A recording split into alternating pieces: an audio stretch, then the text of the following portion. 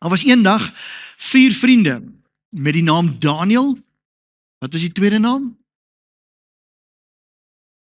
Sê julle Sadrag, Mesach en Abednego? Sê julle niks? Ja, julle draadsitters. Wat se dan nie? Okay, so hulle name was Hanania, Misael en Asaria. Right, my ma my dit moes noem, nee. Imagine daai, as jy nog 2 of 3 doopname ook moes sê en jou ma spreek jou so aan in die raas, nee. Right, Hanania, Misael en Asaria. Hulle het in 'n pragtige land gebly. Hulle het saam met hulle pa's en ma's gebly. Hulle is geleer, groot geword. Julle kan na daai volgende fotootjie toe gaan. So in hulle eie weë en hulle eie maniere. En toe op 'n dag besluit daar 'n ander land, 'n ander koning, hy wil hulle inval. Sy naam was Nebukadneser en hy was die koning van Babel. En die hartseer was koning Nebukadneser wen hierdie oorlog. Hy besluit om 'n klomp Joodse jongmanne te vat na sy eie land toe, weg van hulle ouerhuise af, weg van wat hulle gewoond was, wat hulle geleer het, wat hulle geëet het, wat hulle kultuur was. En hy sê vir hulle vir die volgende 3 jaar, hy gee die hoofamptenaar oor sy paleisamptenare opdrag en sê, hierdie jongmanne, hulle moet nou ons kosse eet. Hulle moet leer hoe ons praat, hulle moet ons kulture leer. En jy, ja, so volgende fotootjies om so 'n klaskamer effek, hulle leer en dan sal jy sien, hulle het die kossies op die tafel, maar die punt is, daar moet hulle geskool word vir 3 jaar lank. Na hierdie 3 jaar gaan daar nog jare verby en Daniel, Hanania, Misael en Asaria, hulle werk nou in diens van die koning. Hulle word aangestel in diens van die koning. Nou, jy ken hulle as Sadrag, Mesach en Abednego, nee. Die rede hoekom jy hulle dit ken, die Bybel noem dit vir ons om te sê, dit was hulle Babyloniese name. Ons het mos altyd gespot en gesê, met onthou is dit Salsak, Meelsak en Appel-Eenoog, nee. Sadrag, Mesach en Abednego. Salsak, Meelsak en Appel-Eenoog. Okay, hoop jy onthou hom. Maar nog 'n tyd gaan verby, nog 'n paar jaar, hulle werk in diens van hierdie koning, en op 'n dag besluit koning Nebukadneser, hy gaan 'n beeld laat maak van goud, wat 30 meter hoog is, en 3 meter breed is. Julle kan vir my volg, volgende skerm, dankie. Right, nou net om jy gou 'n idee te gee, hoe hoog 30 by 3 meter is, die laagste punt van die teatrou, na die hoogste punt van die dak, wat jy nou dalk kan sien, so kom ons sê hierdie bars, dat is nou bietjie hoor nog die dak, is omtrent 8 meter. So jy met hierdie afstand, met omtrent 3 keer, na 4 keer toe maal, om by die beeld uit te kom. Dis massief, dit is enorm. En die koning kondig aan, en hy sê vir sy werkers, ons het die amptelike aankondiging wat sê, wanneer julle die geluid van instrumente hoor, wanneer daar musiek gespeel word, dan word die opdrag gegee, almal moet voor die koning buig, of voor die beeld buig, en hom aanbid. So, daar gaan musiek wees, en dan moet almal voor hom buig. En ek gaan so nou en dan gaan ek die storie vertel, en dan gaan ek afkyk, en dan gaan vir jou teksie lees, maar ek wil hê, jy moet net die prentjie net koppel saam met dit.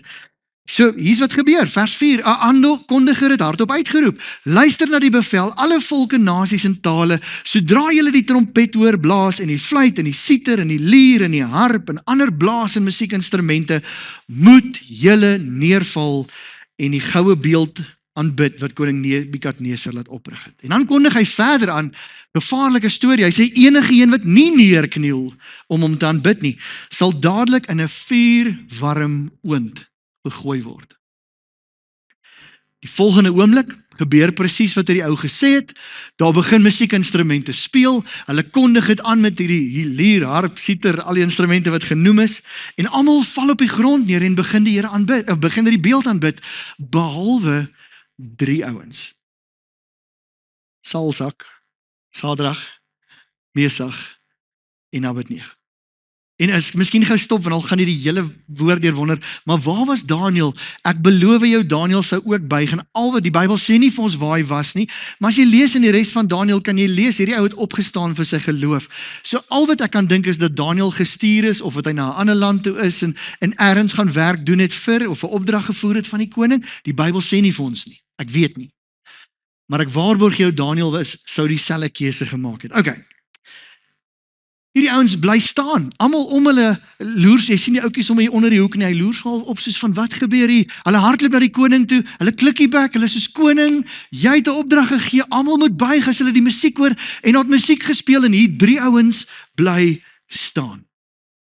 koning is briesend daaroor, hy's woedend, hy laat haal vir Sadrag en Mesach, hy skree ordentlik omtrent op hulle, weet jy kan sommer die woede in hy prentjie weer sien, hy's kwaad daarvoor, en dan Daniël 3 vers 14, hy sê, hy doen navorsing, hy maak seker is nie 'n leë beskuldiging nie, hy sê, is dit waar, dat julle nie aan my gode eerbied wys nie, en nie die goue beeld wat ek opgerig het aanbid nie?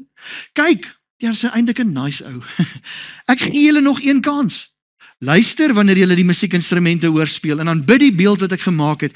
As julle dit nie aanbid nie, sal julle onmiddellik in die vlammende oond gegooi word. En hoor hierdie arrogante vraag, watter God sal julle dan uit my hand kan red? Imagine hoe scary dit moes wees om te dink, as ek hierdie nie doen nie, gaan ek fisies doodbrand. Ek bedoel, ons lees hierdie storie vinnig, maar dink vir jouself om 'n massiewe hoop vlamme te sien en te besef, ek gaan hier ingegooi word. Daniël 3 vers 16 tot 18, jy kan die volgende skermpie opsit. Sadrag, Mesach en Abednego het koning Nebukadneser geantwoord. Ons ag dit nie nodig om u hierop te antwoord nie. Die God wat ons aanbid, kan ons uit die vuur red. Hy sal ons uit u mag bevry, u majesteit. En selfs al red hy ons nie. Hoor hierdie verklaring. Selfs al red hy ons nie, sal ons nie u gode vereer nie. Ons sal nie die goue beeld wat u gemaak het, aanbid nie. Die koning kan nie glo wat hy hoor nie. Hy het gedink sy dreigement sou werk. Hy is so kwaad hieroor en hy kan nie glo dat iemand wat nie is naby sy statuur is om defy nie, en hy gee opdrag. Hy sê, daai brandende oond is nie eens goed genoeg nie. Maak hom 7 keer warmer. Maak hom 7 keer warmer. Die vuuroond was so warm, sê die Bybel vir ons, dat julle kan aangaan na die volgende slide asseblief, volg saam met my, dat toe hulle daai vlamme oopmaak en hierdie ouens, weet vir Sadrag, Mesach en Abednego in die vuur ingooi, hierdie soldate fisies van die hitte doodgebrand. Dis hoe warm, hulle was nie eens in die vuur nie, maar net daai blootstelling om hierdie eens by daai vuur te kry, het hulle doodgebrand. En toe gebeur iets wow, daai emoticon, net daai mind-blowing. Ek lees vir jou wat sê die woord, volg jy die skerm. Hy sê die 3 man, Sadrag, Mesach en Abednego, het vasgebind in die brandende oond beland. Koning Nebukadneser was egter verstom. Hy spring op en sê vir sy raadgewers, was dit nie 3 ouens wat ons vasgebind en in 'n vuur gegooi het nie? Ja, beslis, u majesteit, het hulle hom gesê. Hy sê toe vir hulle, maar ek sien dan 4 ouens in die oond rondloop. Hulle is nie vasgebind nie. Dis 'n vuur wat 7 keer warmer gemaak is julle, en mense brand dood, en hier loop 4 ouens, nie 3 nie, 4 in die vuuroond rond. Hulle makeer niks. Die 4de een lyk soos 'n bo-aardse wese. Nebukadneser het so naby gegaan soos hy kan aan die deur van die vlammende oond. Hy het geroep, Sadrag, Mesach en Abednego. Hoor nou ewe skielik die verandering in sy gesindheid. Dienaars van God die Allerhoogste. Kom uit. Kom hier na my toe. Sadrag, Mesach en Abednego het oor die vlammende oond gekom. Die amptenare, die hoofamptenare, die goewerneurs, die ministers van die koning, hulle het almal om hulle saamgedrom. Hulle het gesien dat hierdie vuur het niks aan hulle gedoen nie. Hoor die woorde van die Bybel? Die hare op hulle kop was nie eers geskroei nie. Hulle klere het niks oorgekom nie. Hulle het nie eers na rook geruik nie. Verstaan jy daai emoticon? Mind-blowing. Nebukadneser het gesê, dink 'n oomblik terug, dat ek sê, watter God? Nebukadneser vers 28 het gesê, loof die God van Sadrag, Mesach en Abednego. Hy het sy engel gestuur om sy dienaars wat op hom vertrou het te red. Hulle het die koning se bevel verontagsaam en hulle was bereid om hulle lewens te gee eerder as om eer te bewys aan enige ander God of enige een buite hulle eie God te dien. En ek, Nebukadneser, vaardig nou 'n wet uit dat enige volk, nasie of taal wat sonder respek van Sadrag, Mesach en Abednego se God praat, in stukke gekap sal word. En van hulle huise 'n ashoop gemaak sal word. Daar is, hoor hierdie verklaring, daar is geen ander God wat so kan red soos hy nie. Daarna, hierdie sinnetjie mis nie, ons gaan aan die einde terugkom na hom toe. Daarna het hy Sadrag, Mesach en Abednego bevorder en nog hoër posisies aan hulle in die provinsie van Babel gegee. In my oë moet hierdie wonderwerk seker as een van die grootstes in die Bybel wees, een van die mees verstommende, verwonderende goed wat kon gebeur. En ek wonder, as ek myself kon inleef, hoe moes dit lyk? Hoe moes dit wees binne in die vuur? Hoe moes dit wees om van buite af hierdie ding te sien en net, dit maak net nie sin nie. Paar waarhede wat ek vanoggend met jou wil deel. Nommer 1. Oortuigings word nie gevorm tydens 'n krisis nie, maar voor 'n krisis. Oortuigings word nie gevorm tydens 'n krisis nie, maar voor. Toe die musiek speel en almal voor hierdie beeld val, het hierdie manne bly staan. Hoekom?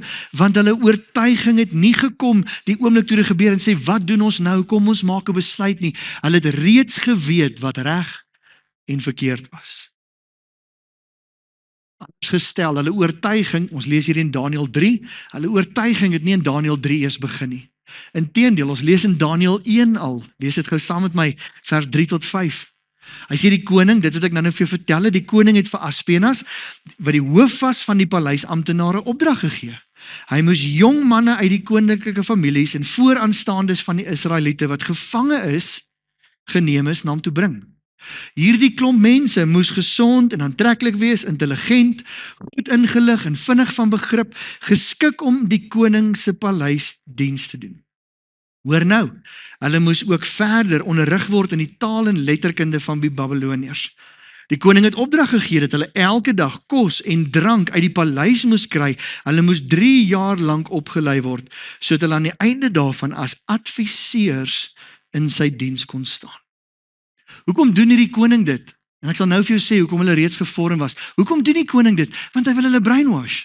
Hier daag 'n klomp ouens in sy land op wat reeds 'n kultuur het, reeds oortuigings het, reeds hulle taal het, hulle manier, hulle kulture, hulle manier van optree en hy wil hê hulle moet werk in sy paleis. Maar hy wil nie met werk in sy paleis en dink en doen soos hulle doen nie. Hulle moet begin leer, praat soos ons, dink soos ons, optree soos ons. Ek wil aan hom 'n nuwe identiteit gee. Hierdie ou moenie homself meer sien as Jood nie. Hy moet hom sien as adviseur van 'n Babiloniese koning. Hy moet Babiloniese se prioriteite hoog opstel.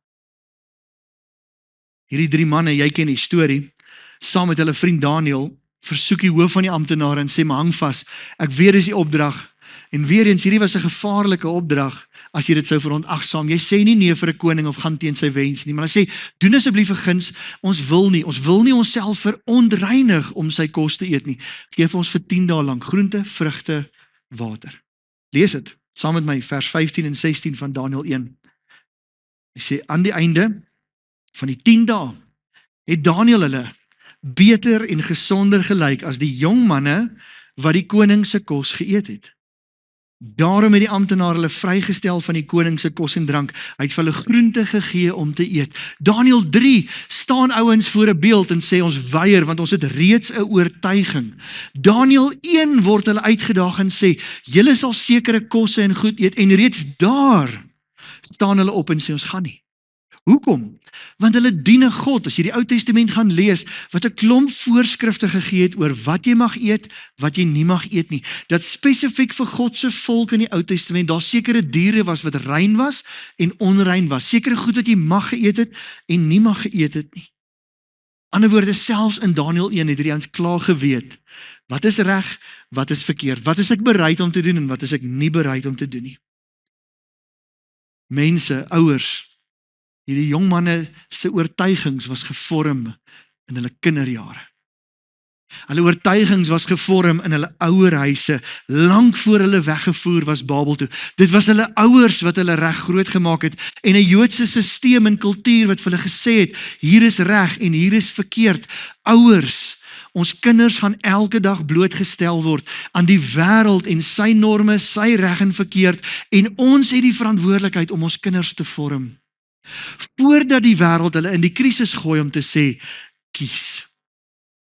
Ons het die verantwoordelikheid om vir ons kinders te sê, hier is wat ons van die Here glo, hier is waarvan ons oortuig is. Dis ons verantwoordelikheid om ons kinders reg te maak volgens die wil en vrese van die Here. Dis ons werk om dit wat ons glo by ons kinders wakker te maak. Want hoor mooi, ons kinders gaan nie net luister na ons nie, hulle gaan kyk na ons. Hulle gaan wil sien of my en jou oortuigings ons eie oortuigings is, of ons staan by dit wat ons glo, of ons leef wat ons glo. En of ons hulle maar net iets leer, maar ons self verskoon van dieselfde standaarde. Verstaan vanoggend dat as hierdie jong manne nie reeds in Babel opgedaag het met persoonlike oortuigings nie, sou hulle nooit in Babel onder die druk en gevaar gekies het om te staan. Sink dit in by jou vanoggend? Verstaan jy wat ek vir jou probeer sê? Kom ek stel dit vir jou anders, baie mense vandag val en kies verkeerd, nie omdat die druk verkeerd is nie, maar omdat ons oortuigings te swak is. Ons maak nie moeite om op 'n daaglikse basis vir onsself te sê, wat glo ek, waarop staan ek, wat is my waardes, my non-negotiables, sodat as iemand in die wêreld my uitdaag, dat ek sê of dit guns gee of nie, of dit my gaan seermaak of nie, my keuse is nee.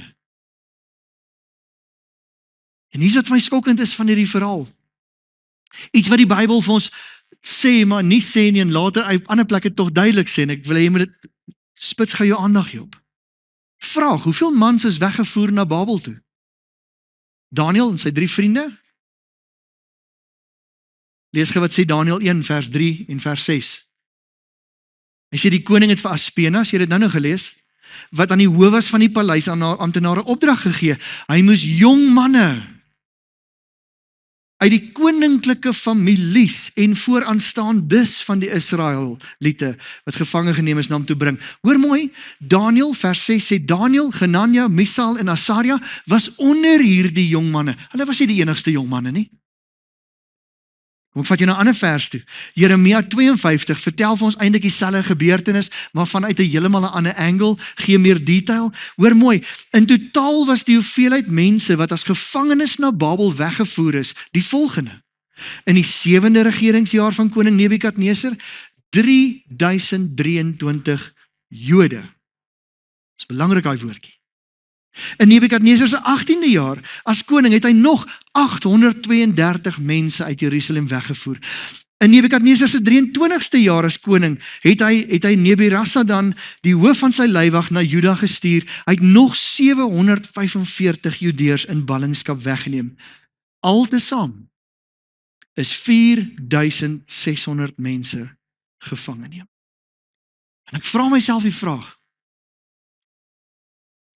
uit 4600 mense speel die musiek, Jode wat geleer het, daar is net een God, ons buig voor geen ander nie, en dan speel musiek, en 3 kies om te staan. Waar is die ander 4597 wat ek wiskunde reg het? Kom ons sê, dis in verskillende tye, meeste het nog nie eens opgedaag nie, net in die eerste trip wat ons nou gelees het, was daar klaar 3000 Jode. Ek wil as net 10% van hulle sou opstaan, sou 300 mense gesê het, ons weier. 3. Is hierdie ander 4000 Jode vir een of ander rede nie bekend met wat God van hulle verwag het nie, wat die wette van Moses was nie, wat die 10 gebooie gesê het nie, ek beloof jou, hulle was. So waar was hierdie ander mense? Hoekom het hulle gebuig? Hoekom het slegs 3 gekies om op te staan?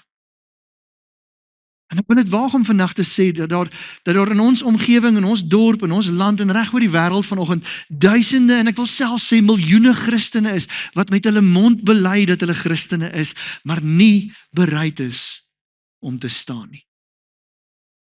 En dis hoekom die opdrag vanoggend ernstig vir my en jou uit hierdie lewensverhaal is, dat ek en jy sal kies om te staan. Hoeveel mense stel werklik die Here vandag eerste? Hoeveel mense is oortuig van wie hulle God is? En wat sê, ek is selfs bereid om vriende te verloor, ek is bereid om my werk te verloor, ek is bereid om selfs hierdie verhouding te eindig, maar ek kan nie my waardes, my oortuigings van my God met kompromieë aangaan nie.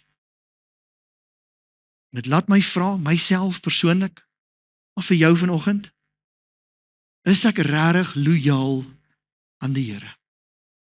Sal ek kies om te staan as my lewe op die spel is? Kies ek om te staan? As ek vanoggend moet vra en sê, sal jy kies om te staan? Gaan ek antwoord omdat die Here goed is vir my, omdat hy dinge in my lewe reg laat uitloop? Gaan ek staan omdat die Here goed is of omdat hy God is?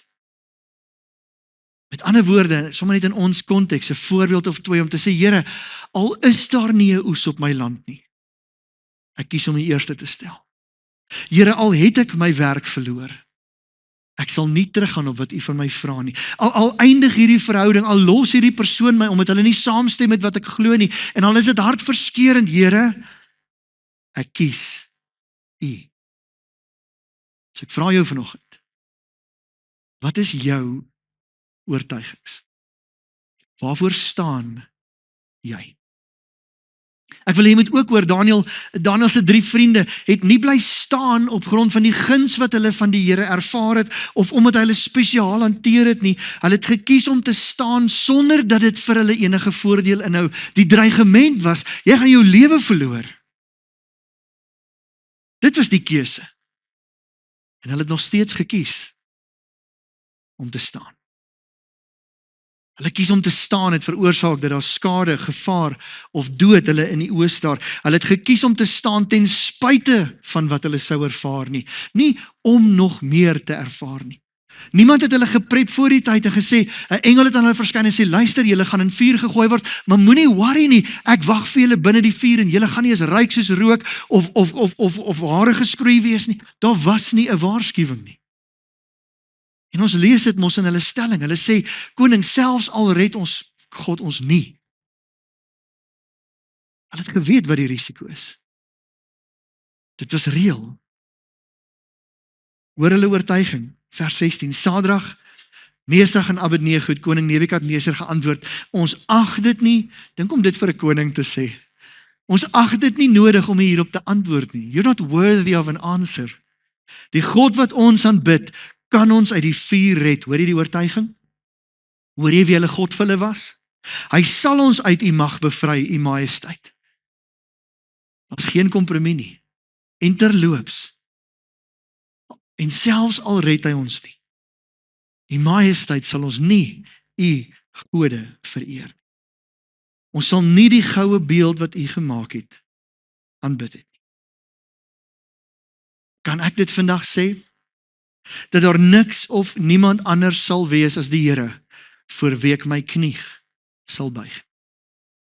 So dit gesing vanoggend, daai die Daniel lied, dit wat ons gesing het vanoggend, is geskryf op grond van hierdie lied om te sê, net voor U sal ek val, en net voor U sal ek staan, maar voor niemand anders nie. Ek sal veg, maar ek sal nie kompromie aangaan nie. Roep gou weer die storie van Daniel 1 op, waar hulle in die paleis aankom, vir 3 jaar hierdie kos en hierdie blootstelling moet kry en hierdie kondisionering, en hoor die taktiek en die plan van die Babyloniërs. Die koning, Daniel 1 vers 5 sê, die koning het opdrag gegee, dat hulle elke dag kos en drank uit die paleis moes kry. Hulle moes 3 jaar lank opgelei word, sodat hulle aan die einde daarvan as adviseurs in sy diens kon staan. Julle kom in as Jode, julle moet uitloop as Babyloniese adviseurs. En hulle plan was 99% suksesvol. Ek bedoel, baie jong manne is saam met Daniel en sy 3 vriende in die paleis gebring, maar net Daniel en sy 3 vriende het gesê, ons is bereid om hierdie nie te eet nie. Ons is bereid om gevare in die oë te staar. Ons is nie bereid om kompromie aan te gaan nie. Maar die ander ouens, hierdie manne, die plan van die Babyloniërs was, hierdie ouens moet verleer wie hulle is. Hulle moet vergeet wie hulle is. Hulle moet 'n nuwe taal leer. Hulle moet verleer wat hulle kulture en gebruike was en watter dae vir hulle belangrik was. Hulle moet leer om volgens ons kultuur en ons daaglikse gebruike te funksioneer. Hulle moet verleer wat hulle glo. Hulle moet begin glo wat ons glo. Hierdie manne moet vergeet dat hulle Jode is.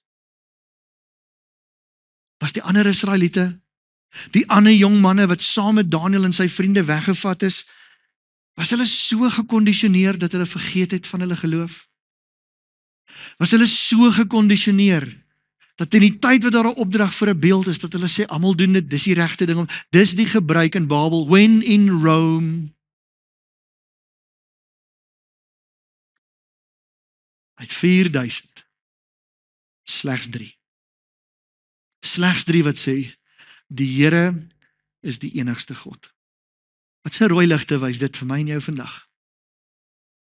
Veel te meer moet dit vir my en jou 'n waarskuwing wees, 'n bietjie van 'n eye-opener, dat ons nie ook gekondisioneer word volgens die kultuur en die gebruike van ons dag nie.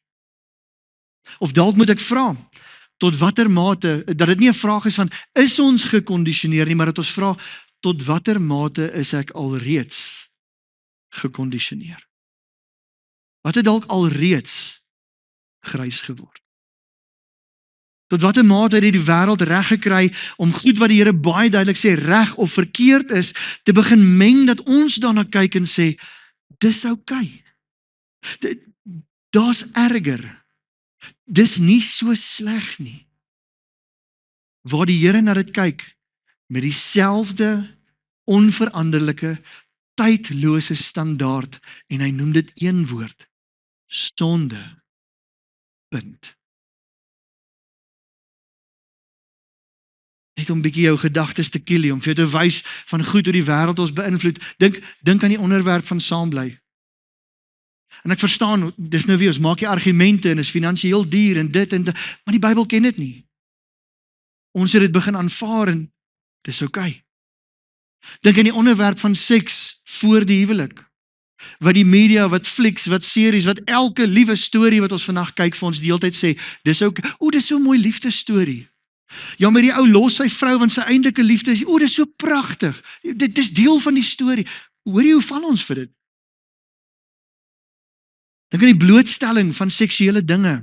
Die hele kultuurding wat skreeu vir ons jong mense om te sê, seks is nie vir 'n man en vrou in die huwelik nie, seks is vir enige plek, as jy lus voldoen het, probeer alle dinge, en wat ook al daarmee saamgaan. Dink aan hoeveel Christen mans vasgevang is in die gewoonte van pornografie. Ons het met iets begin speel, ons het meer gaan soek, en ons is vasgevang daarin, en ons vertroos dit en maak dit sag. Dis ten minste nie hierdie tipe nie, of is ten minste nie so sleg nie, of ek doen dit nie so gereeld nie. Kyk nou hoe die wêreld besig is om ons te kondisioneer rondom dieselfde geslagverhoudinge. En hoeveel stories dit deesdae inbring. En hoe ons blootgestel word aan hierdie tipe goed, juist dat ons na dit moet kyk en sê, ons moet sag word en sê, dis oukei. Ons redeneer dit uit, ons entertain dit, ons praat dit weg, ons praat dit goed. En so kan ek voorbeelde op voorbeelde noem, hoe mense drank gebruik, hoe ons coping mechanisms, wat ook al. En hoor my hart gou mooi, alles wat ek vanoggend genoem het, moenie hierdie mis nie. Alles wat ek genoem het, is nie voorbeelde van hoe ons kan rondloop en iemand oordeel nie. Ek noem nie dit vanoggend vir jou as 'n skietgoed teenoor iemand anders nie. Die vraag vir my is, wat sê God en wat glo ek? En het die wêreld kom inmeng hiermee? Kan ek dit weer beklemtoon? Kyk my mooi in die oë. Nie een van hierdie goed is genoem dat ons iemand anders oordeel nie. Die vraag is, wat sê God is reg en verkeerd? En wat het ek en jy begin glo, aanvaar, sien as reg, sien as oukei? Ons baie vandag wat vir die samelewing reg is, maar verkeerd is vir die Here. En ek en jy is gekondisioneer. Ons word gekondisioneer om aan te pas. En ek wonder, as ek en jy vandag uitgedaag moes word om te staan vir ons lewens, sou ons soos die 4500 en iets wees? Of sou ons die 3 wees? Sou ons oortuigings kompromie bevat, of sou ons sê, ek staan by wat reg is? Ek onthou, ek sal dit nooit vergeet nie, Vianney se vele idee vir jou en ander, julle is mos nou kwaai met die video's.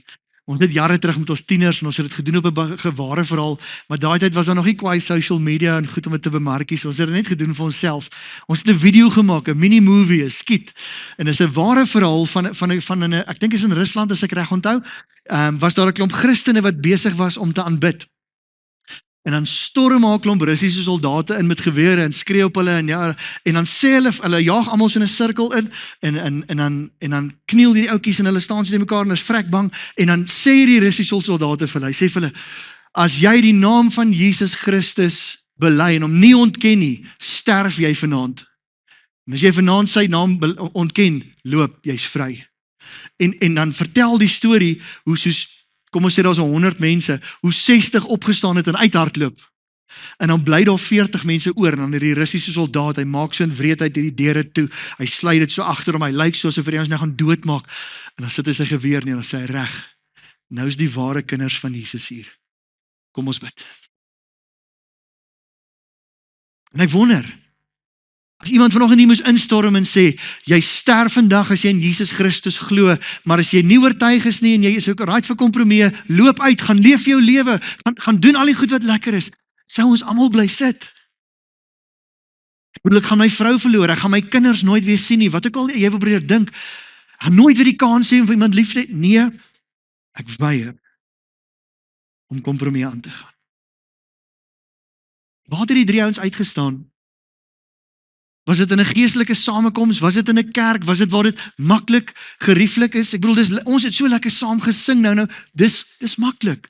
Ons motiveer mekaar om dit te doen, maar nee. Dit was in 'n vreemde land. Dit was in die publiek. Vriende, dis maklik en dis mooi, dit hoort so. Ons moet as samekomste en as gelowiges saam staan en sy naam groot maak, maar is moeiliker om my geloof te verklaar, daar waar my geloof of my verklaring nie populêr is nie. Is moeilik om uit te staan.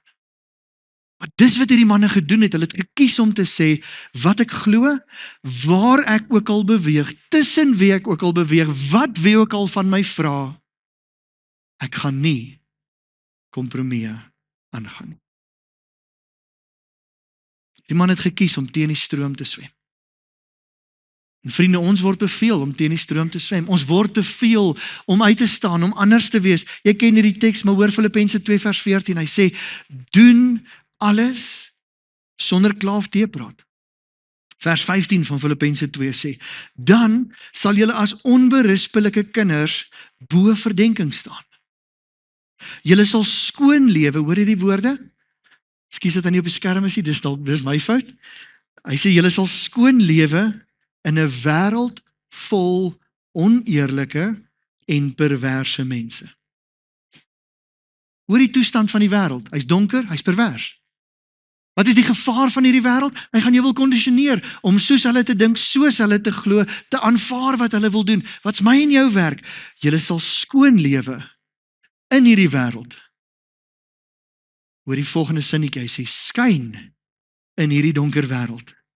Soos helder sterre, deur noukeurig te leef, volgens die boodskap wat tot die lewe lei. Ons moet kies om anders te wees. En ek het 'n woord, ek het 'n kompas. God het sy woord vir ons gegee, sê 2 Timoteus, dis ook nie op die skerm nie, maar om ons te onderrig en verkeerdhede reg te stel en 'n regte lewenswyse te kweek en vir ons te wys waar ons verkeerd gaan, om ons te reg te wys. Ons het 'n kompas. Ons kan nie vanoggend sê dat ons nie weet wat vir die Here belangrik is nie. Moenie besoedeld raak deur die praktyke en die gewoontes van hierdie wêreld nie. En hoor mooi, enige iemand wat van jou verskil, enige iemand wat iets doen wat jy nie mee saamstem nie, die Bybel daag ons uit en sê, wees lief vir daai persoon. Aanvaar hulle. Moenie die aksie aanvaar of goedkeur. Hoor jy die verskil? Love the person, condemn the action. Vriende, wat is jou oortuiging vanoggend? Wat glo jy? Romeine 12 is presies hierdie opdrag. Hy sê, moenie jou leefstyl aanpas by die gedragspatrone van hierdie wêreld nie. Maar laat God jou omvorm deurdat hy jou denkpatroon vernuwe. Hoekom skryf hierdie skrywer dit? Want die realiteit is dat die wêreld jou gaan kondisioneer. Jou daagliks gaan versoek om te sê, dink soos ons en word soos ons. En die Bybel sê vir ons, waak daarteen, moenie. Hoe waak ek daarteen? Die teks sê dit presies daar, laat God. Laat God jou denkpatrone vernuwe. Laat God jou verander. Hoor gou, gaan die teks verder. Hy sê dan, eers as ek God toelaat, dan sal julle goed kan onderskei wat hy wil hê ons moet doen. Naamlik wat werklik reg en goed en aanvaarbaar volmaak is. Vriende, ek gaan nie weet wat vir die Here belangrik is, as ek nie moeite maak om hom te ontdek nie. En ek gaan eers vir hom kan uitstaan, as ek weet wat vir hom belangrik is, en kies om dit te doen. Daar's baie mense vandag, wat weet wat belangrik is, maar hulle leef dit nie. Dis lippetaal, dis kopkennis, maar dis nie oortuiging nie. Ek stel myself oop. Dis wat ons probeer doen deur ons musiek vanoggend, as jy die woorde opgelet het, om te sê, Lord, have your way in me. Dis 'n oorgawe. My hartsverlange is om U te loof en dat U wil in my lewe sal geskied. Ek aanvaar die oortuiging van die Heilige Gees om te sê, Heilige Gees, U weet waar ek klaar aangepas het, waar my oortuigings gecompromise was. Verander, oortuig my, wys my. Ek wil bely, ek wil aanpas. Is jou lewe aan die Here onderwerp, vriende? Of is jou lewe aangepas volgens die wêreldse standaarde? Is ons lewensstandaarde gevorm volgens die vriende en die mense en hulle gewoontes om ons, dat ons maak soos almal om ons? Of is ons lewensstandaarde gevorm deur die kultuur en die media en die kennis van die dag? Is my lewensstandaarde gevorm rondom die verwagtinge van my Vader? Waarheid nommer 2 vanoggend. My oortuigings bepaal my keuses. Wil jy vir 'n derde keer vanoggend vra? Wat glo jy? Wie is die Here vir jou? In tradisionele gemeentes, al die susterskerke, is die gebruik daar baie keer om die geloofsbelijdenis te lees in verskeiende forme of maniere, maar om te lees, maar hierdie verklaring, hierdie geloofsbelijdenis strek al meer as 2800 jaar terug. Die eerste geloofsverklaring was geskryf omtrent net na 200 na Christus, en dan die mees bekende geloofsbelijdenis wat die kerk oor die algemeen bely het deur die jare, is net na 325 na Christus in Nicea geskryf. En die doel van hierdie geloofsbelijdenis was om te sê, dis 'n samevatting van die apostoliese leer. Met ander woorde, wat het God vir sy apostels geleer? Wat sê die Bybel vir ons? Dis 'n belydenis van 'n ware geloof, en om ons harte op te pas, dat ons nie iets glo wat nie in staan nie. En ek wil dit vanoggend vir jou lees. Is jy reg vir hom? Lees hom saam met my. Ons glo in een God, die almagtige Vader, die skepper van hemel en aarde, van alle sienlike en onsienlike dinge. En in een Here, Jesus Christus, die enige gebore seun van God, gebore uit die Vader voor alle tye, God uit God, lig uit lig, waaragtige God uit waaragtige God, verwek, nie gemaak nie, maar in wese met die Vader, deur wie alle dinge ontstaan het. Wat ter wille, hierdie Jesus, wat ter wille van ons, die mens, en ter wille van ons verlossing, ons saligheid, neergedaal het uit die hemel, vlees geword het deur die Heilige Gees uit die maagd Maria, en mens geword het, wat selfs vir ons gekruisig is onder Pontius Pilatus, gelei het en begrawe is. Glo ons verder, op die derde dag opgestaan het volgens die skrifte, opgevaar het na die hemel, en wat sit aan die regterhand van die Vader, wat weer sal kom met heerlikheid om te oordeel, die wat nog lewe en die wat reeds gesterf het, wie se koningsheerskappy geen einde sal hê nie. En die Heilige Gees, die Heer en lewendmaker, wat van die Vader en die Seun uitgaan, wat saam met die Vader en die Seun aanbid en verheerlik moet word, wat gespreek het deur die heilige profete. Hy sluit af en sê, ons glo aan een heilige algemene kerk, gegrond op die leer van die apostels. Ons bely een doop tot vergifnis van sondes. Ons verwag die opstanding van die ontslapenis en die lewe van die toekomstige eeu. Amen. Is dit wat jy glo vanoggend?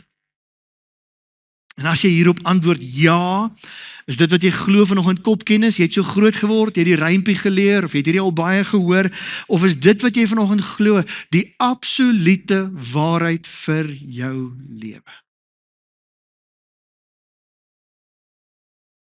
Is dit die enigste en hoogste waarheid, die dryf van my lewe? Wees versigtig, want nie dit wat ek en jy ken bepaal ons keuses nie. Dit wat ons glo. Opsommend wil ek vir jou vanoggend 'n paar vrae vra. Want die musiek speel vandag steeds. Die aankondiging word vandag steeds gemaak om te buig voor iets. Vraag nommer 1. Wat is dit wat iemand of iets van jou verwag om voor te buig? Is dit 'n kompromie in jou besigheid? Is dit stilte oor jou geloof? Is dit kulturele waardes wat God se woord kontrasteer? Wat is dit wat iets of iemand van jou verwag om voor te buig? Vraag 2. Is jou oortuigings vanoggend sterk genoeg? As jou oortuiging nie sterk genoeg is nie, gaan jou keuses verskillend wees. Gaan jy kies om nie in publieke plekke te staan nie? Vraag 3. Is jou geloof vanoggend voorwaardelik? Ek glo in die Here want hy moet dit en dit en doen. Ek glo in die Here solank dit en dit en dit. Ek sal die Here aanbid want.